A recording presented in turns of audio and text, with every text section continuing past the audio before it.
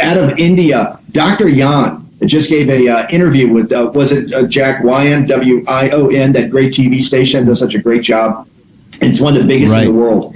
In India, they just did a live interview with her, and immediately YouTube pulled down the Dr. Yan's interview. This shows you so Dr. Yan's the canary in the mine shaft. She shows you what's going to happen to Trump supporters as we get closer to November 3rd. Raheem keeps saying, who watches the Watchmen? Who are these panels? Who are these three-man groups of kind of these never-Trump left-wing progressive Democratic operatives we never hear the names of that can decide what the President of the United States says is factual enough? They can pull down Dr. Yan. You're now seeing the reach of it. In YouTube in India pulls down Dr. Yan's when it's on one of the most prestigious channels in all of India and one of the biggest channels in the world, Jack Maxey.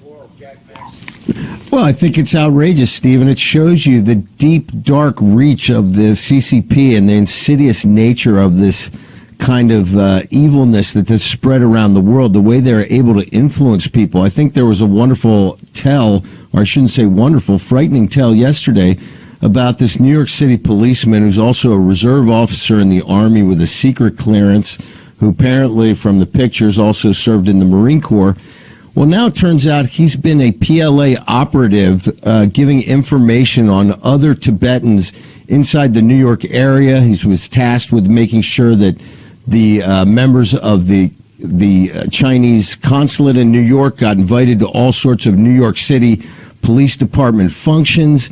I mean, this is really frightening because this is the tip of the iceberg. There are thousands, maybe tens of thousands of these people inside this country, and they're not just citizens from China, Tibet, elsewhere. There are many Americans who are participating in this betrayal of our way of life, and I think that we have got to pay attention.